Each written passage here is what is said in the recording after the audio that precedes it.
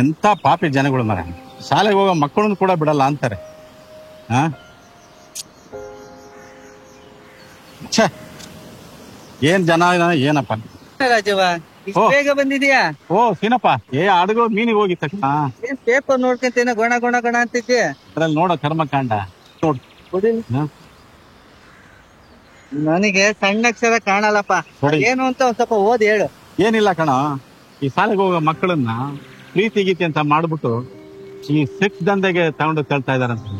ಹಿಂಗೆಲ್ಲ ಮಾಡ್ತಾರ? ದುಡ್ಡಿನ ಆಸೆಗೆ ಏನೇನೋ ಮಾಡ್ತಾರಪ್ಪ. ಏನೋ ದೊಡ್ಡ ದೊಡ್ಡ ಕನ್ಸ್ ಕಟ್ಕೊಂಡು ನಾವು ಮಕ್ಕಳು ಡಾಕ್ಟರ್ ಆಗ್ಲಿ ಇಂಜಿನಿಯರ್ ಆಗ್ಲಿ ಅಂತ ಕನ್ಸ್ ಕಟ್ಕೊಂಡು ಮಕ್ಕಳ ಶಾಲೆಗೆ ಕಲಿಯಕ್ ಕಳಿಸ್ತೀವಿ. ಆದ್ರೆ ಮಕ್ಕಳು ಜೀವನನೇ ಹಾಳು ಮಾಡ್ಕೊಳ್ತಾ ಇದಾವೆ. ಎಲ್ಲಿ ರಾಬರ್ಟ್? ಮೊನ್ನೆ ಆಕ್ಸಿಡೆಂಟ್ ಆಗಿ ಆಪರೇಷನ್ ಆಗಿ ಈಗ ಸ್ಟಿಕ್ ಕೊಟ್ಟಿದ್ದಾರೆ, ನಿಧಾನ ನಡೀತಾ ಇದ್ದಾನೆ. ಹೌದಾ? ಹೌದೇನಾ? ಇಲ್ಲ ಇದಾನಲ್ಲ. ಇಲ್ಲ ಇದಾನಲ್ಲ.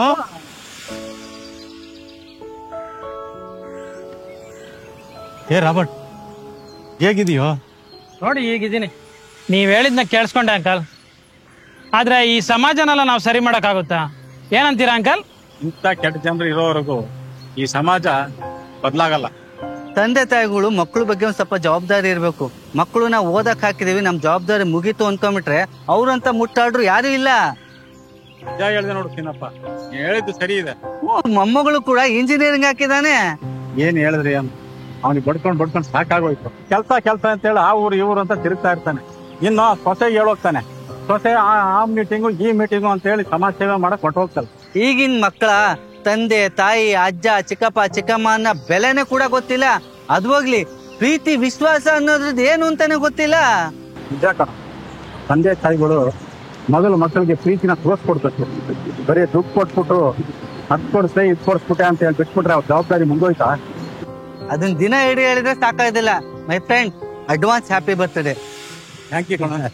ಸಾರಿ uncle, advance happy birthday. Birthday ನಾಳೆ ತಾನೇ ಇರೋದು.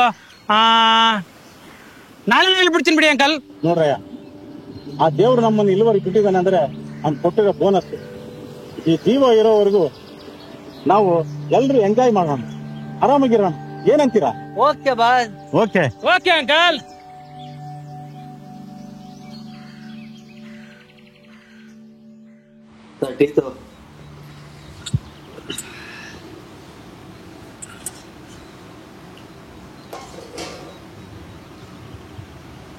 ರಾಜೀವ್ ಅಂಕಲ್ಗೆ ಫೋನ್ ಮಾಡಿ ಇಷ್ಟೊತ್ತಾದ್ರೂ ಬಂದಿಲ್ಲ. ಎಷ್ಟೊತ್ತಿಂದ ಹೇಳ್ತೀನಿ ಮರ, ಬೇಗ ಬಾ ಅಂತ ಬರಲ್ಲ ಅವನು. ಹಲೋ ರಾಜೀವ, ಎಲ್ಲಿದೆಯೋ? ಇನ್ನು ಎಷ್ಟೊತ್ತು? ಅದೇ ನಿನಗೆ ಹೇಳಿದ್ನಲ್ಲ ಸರ್ಪ್ರೈಸು. ಬಾ, ಅದೇ ಅಲ್ಲಿ ಲೊಕೇಶನ್ ಕಳ್ಸಿದ್ವಿ ನೋಡು, ಸೀದಾ ಅಲ್ಲಿಗೆ ಬಾ, ಆಯ್ತಾ?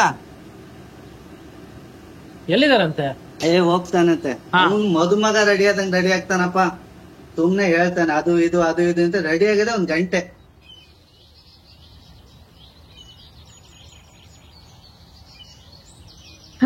ಸೀನಪ್ಪ ಹೇಳಿದ್ರು ನೀವು ಬರ್ತೀರಾ ಅಂತ. ಬಂದ್ರಾ? ಬನ್ನಿ. ನಾನು ಅಂತವನ್ನಲ್ಲಮ್ಮ. ಇಲ್ಲ, ನಾನು ಬರಲ್ಲ. ನಾನು ಹೋಗ್ತೀನಿ, ಪ್ಲೀಸ್, ನಾನು ಹೋಗ್ತೀನಿ. ಅಯ್ಯೋ, ಏನಕ್ಕೆ ಗಾಬರಿ ಆಗ್ತಾ ಇದಾರೆ ಇವರು? ಹಿಂಗ್ ಓಡೋಗ್ತಾ ಇದ್ರೆ ತಡೀರಿ, ಬೇಗ ಸೀನಪ್ಪಂಗೊಂದು ಫೋನ್ ಮಾಡೋಣ. ಅಂತೂ ರಾಜೀವ್ನ ಆಸೆನ ಈಡೇರಿಸ್ಬಿಟ್ವಿ ನೋಡು. ಹೌದು ನೋಡಿ. ಅಯ್ಯೋ ಅಂಕಲ್ ಬಂದ್ಬಿಟ್ರು. ರಾಜೀವ, ಯಾಕ ರಾಜೀವ ಇಷ್ಟು ಬೇಗ ಬಂದಿದ್ಯಾ? ಯಾಕೋ ಸಪ್ಗಿದ್ಯಾ? ನೀವುಗಳು ನನ್ಗೆ ಇಷ್ಟವಾದ ಸರ್ಪ್ರೈಸನ್ನೇ ಕೊಟ್ರಿ. ನನಗೆ ಹೆಂಗ್ಸು ನೋಡೋ ಚಪ್ಪಲ ಇದೆ ನಿಜ, ಆದರೆ ಈ ರೀತಿ ಅನುಭವಿಸ್ಬೇಕು ಅಂತ ಕೆಟ್ಟ ಹುಚ್ಚಿಲ್ಲ ಕಂಡ್ರು. ಯಾಕೆಂದ್ರೆ ಹೆಣ್ಣು ಅಂತ ಬಂದಾಗ ನನ್ನ ಹೆಂಡತಿ ನನ್ನ ಕಣ್ಮುಂದೆ ನಿಲ್ತಾಳೆ. ಅವಳು ಪ್ರೀತಿ ಮನಸ್ಸಲ್ಲೆಲ್ಲ ಆವರಿಸ್ಬಿಟ್ಟಿಲ್ಲ. ಈ ದೇಹನ ಬೇರೆಯವ್ರ ಜೊತೆ ಹಂಚ್ಕೊಳ್ಳೋಕೆ ಇಷ್ಟ ಆಗೋದಿಲ್ಲ. ಈಗ ವಯಸ್ಸು ಕೂಡ ಇಲ್ಲ, ಮನಸ್ಸು ಕೂಡ ಒಪ್ಪೋದಿಲ್ಲ. ದಯವಿಟ್ಟು ಕ್ಷಮಿಸಿ. ರಾಜೀವ, ನೀ ಹೇಳಿದ್ ನಿಜ ಕಣು. ಇದಕ್ಕೆಲ್ಲ ಕಾರಣ ನಾವೇ. ನಮ್ಮನ್ನ ಕ್ಷಮಿಸ್ಬಿಡು. ಅಂಕಲ್, ಇದ್ರಲ್ಲಿ ನಮ್ದೇ ತಪ್ಪು. ಖಾಲಿಯಾಗಿರ್ಲಿ ಅಂತ ಮಾಡಿದ್ವಿ.